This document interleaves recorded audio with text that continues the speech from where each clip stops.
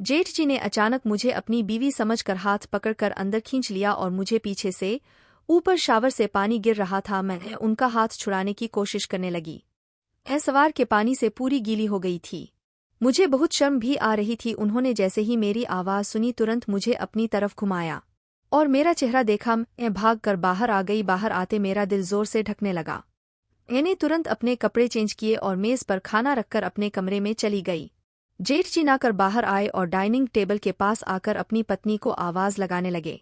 मुझे बहुत शर्म आ रही थी, फिर भी मैं उनके पास गई और मैं झुकी हुई नज़र से बोला, दीदी अपने मायके गई है, आप बैठिए मैं खाना लगा देती हूँ।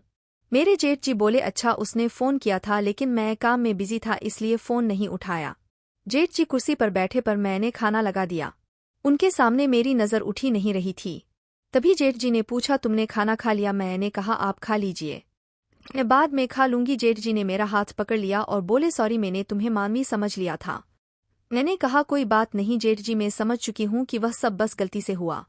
तो वह बोले, अगर तुमने मुझे माफ़ कर दिया तो साथ में बैठकर खाना खाओ। मैंने कहा ठीक है। फिर हम दोनों ने साथ में बैठकर खाना खाया और बहुत सारी इधर उधर की बातें भी की। फिर मैं बर्तनों को समेटने लगी तो जेठ जी बोले, रहने दो, सुबह कर लेना यह सब, अभी जाकर सो जाओ। मैं बोली, सुबह भी तो मुझे ही करना है तो अभी क्यों नहीं? तो जेठ जी भी मेरे साथ बर्तन समेटने लगे। मैं बोली, आप रहने दो मैं कर लूंगी। वह बोले, कैसे रहने दूँ, तुम इतना काम करती हो, मैं तुम्हारी हेल्प भी नहीं करूं? फिर वह मेरे साथ बर्तन उठाकर किचन तक ले गए। तो मैं बोली, आप यहाँ रख दो। मैं बर्तन धोने लगी तो वह भी साथ में लग गए।